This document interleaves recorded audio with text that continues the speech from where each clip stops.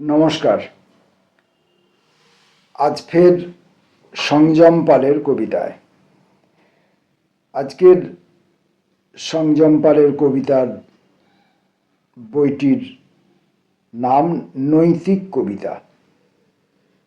এই নৈতিক কবিতায় সংযম পাল কি লিখেছেন, কেমন করে লিখেছেন সেটা পড়ার মধ্যে যতটুকু ধরতে পারলাম। আপনারা নিজেরা নিজেদের মতো করে পড়ে নিয়ে কেমন করে লিখেছেন সেটা ধরবেন, বিচার করবেন। কিন্তু এই নৈতিক কবিতার মধ্যে তিনি কি লিখেছেন সেইটা আমি অন্তত ব্যক্তিগতভাবে বোঝার চেষ্টা করব। প্রথম কবিতার নাম প্রেমের কবিতা। চুপি চুপি বলি ওরা প্রাচীর ভেঙেছে, এসো আমরাও কাঁটাতার দুজনে সরাই। মাঝখানে নদীনালা যত দীর্ঘ বেদনায় দ্বিধা হয়ে আছে, তাদের ওপরে রাখি বাঁশের শক্ত সাঁকো ভৌতিক পিলারগুলো থেকে। সব নং মুছে দিই আমাদের দ্রুত হাতে। নং মানে নম্বর আর কি। সব নং মুছে দিই, অথবা নেতিবাচকতা না, সব নং মুছে দিই আমাদের দ্রুত হাতে। এপাশে নারকোল পেরে ওপাশের যমুনা ভাবিকে জল দিয়ে আসি, নারকেলের জল। ৪২ বছর আগেই আমার এসব কথা মনে হয়েছিল, কিন্তু তখন প্রবল কালনেমি, লাল সূর্য আধখানা করে দাঁতে চেপে বস্তুত আঁধার করে দিয়েছিল ধানক্ষেত বিশ্ববিদ্যালয়ে। আমার গোপন গদ্য পড়বার জন্য কোনো প্রদীপ জ্বলেনি। তুমি আজ ভোর রাতে ঘুম ভেঙে দাওয়া থেকে এপারে আমার কবজিতে তৃষ্ণা মেলে তাকিয়েছ। আমিও তো আরো বেশি পিপাসা আতুর হয়ে তোমার গাভীর মতো জন্ম জন্মান্তরের শান্ত চোখ দেখব বলে নির্বাক তাকিয়ে আছি।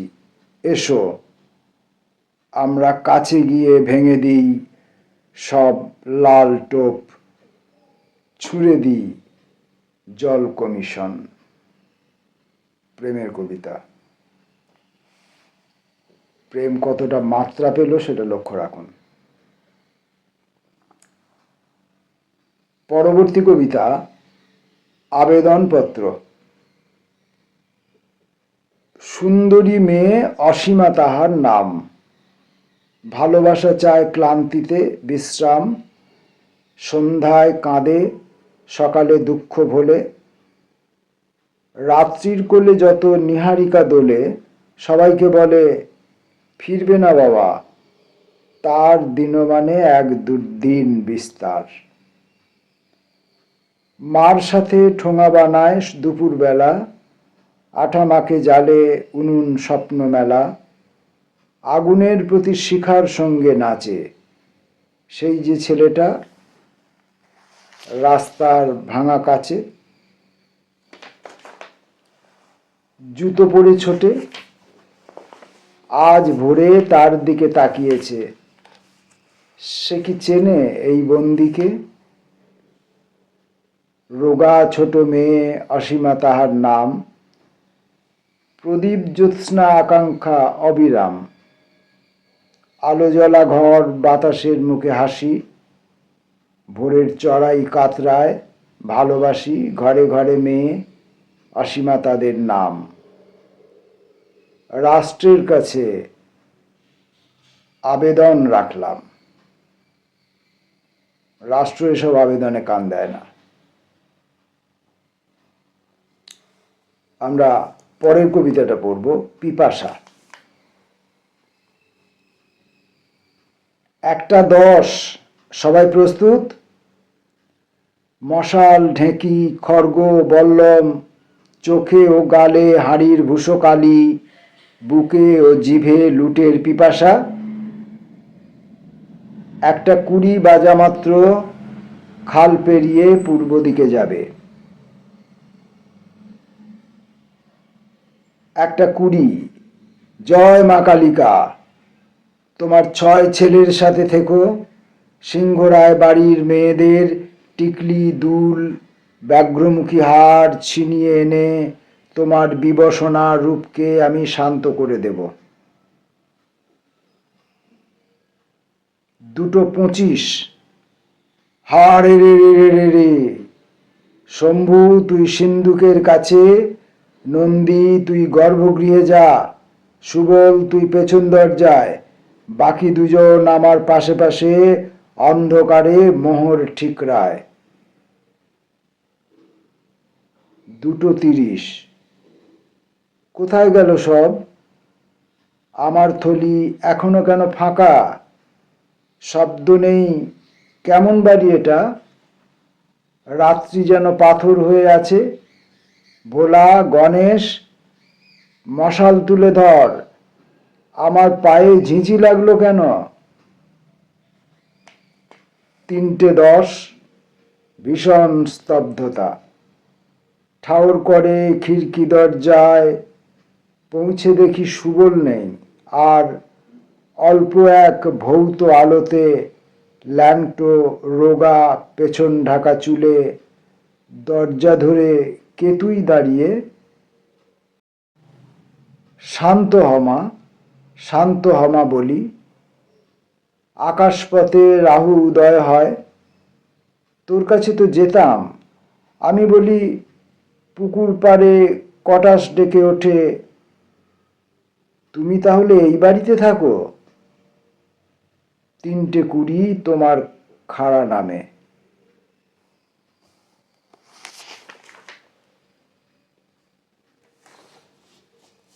ভগবান।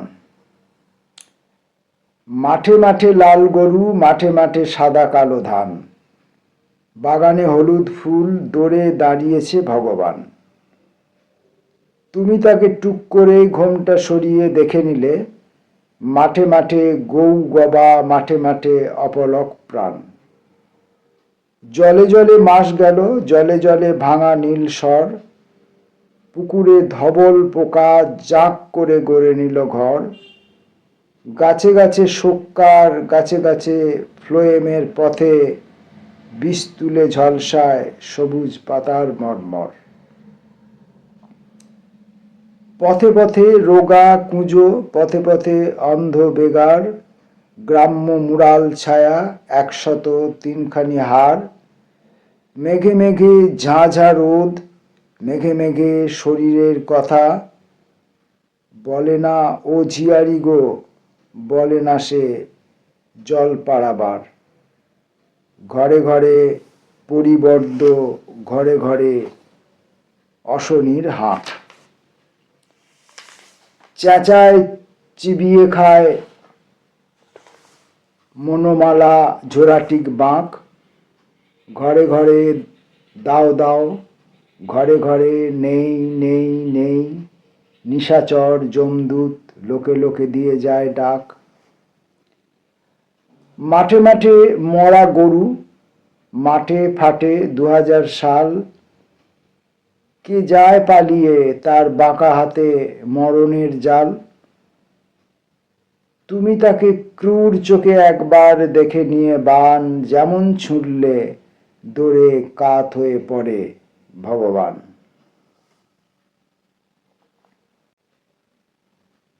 সংযম পালের আরেকটি কবিতা পড়ব, জোকার। 1690। জব চার্নকের সঙ্গে নৌকোর ছোঁয়ের মধ্যে মাল টানছি ধেনো, সুতানুটি গ্রামের ওপারে। সূর্য রভস করে লাল হয়ে ঘোমটা টেনে চলে গেল বেনের বাড়িতে।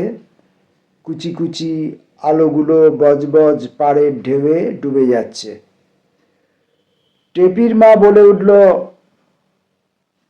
আজ মুই ভোগে নাগতে পারবনি সাহেব। হোয়াট অ্যান্ড হোয়াই মাই গ্যাঞ্জাইট জুলিয়েট। আমার বন্ধুটি এমন চিৎকার করল, এক লাফে খসে গেল পশ্চিমী সূর্যিটি। রক্তপাত বৈকালে আরম্ভ হইছে সাবধানে কোমল অস্ফুটে। সে জানায় হুম আই ডোন্ট কেয়ার ব্লিডিং চোখ বন্ধ করে। বলার পরেই জব কি যেন বিড়বিড় করে একবার ভেবে নিল। ঠিক হ্যায় I pardoned but with great displeasure my গ্যাঞ্জাইট হেন। তখন সে কি করবে? আমি স্তব্ধ বন্ধুকে সান্ত্বনা দেব এমন রসদ আমার সাধ্যের বাইরে কিন্তু এ সময়ে।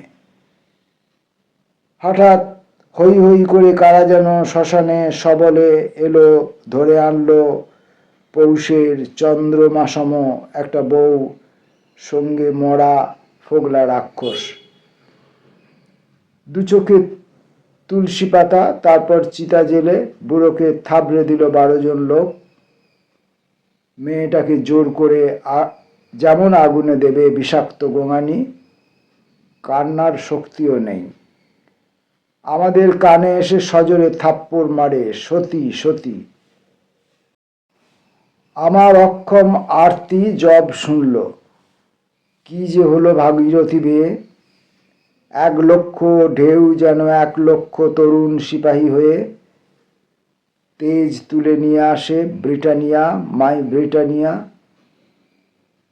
নৌকা থেকে ছিটকে নামে আমার বন্ধুটি, বন্দুক বাগিয়ে ধরতে শুকনো 12 শ্যাল প্রগাঢ় চম্পট দেয়। শ্রেষ্ঠ ছিনতাই। বাংলায় এমন ঘটনা ঘটল এটাই প্রথমবার। আচ্ছন্ন শ্যামলী। মাটিতে নিস্তব্ধ পড়ে প্রাণ, শুধু ধুকপুক সদ্য জাগা তারাদের সচকিত করে।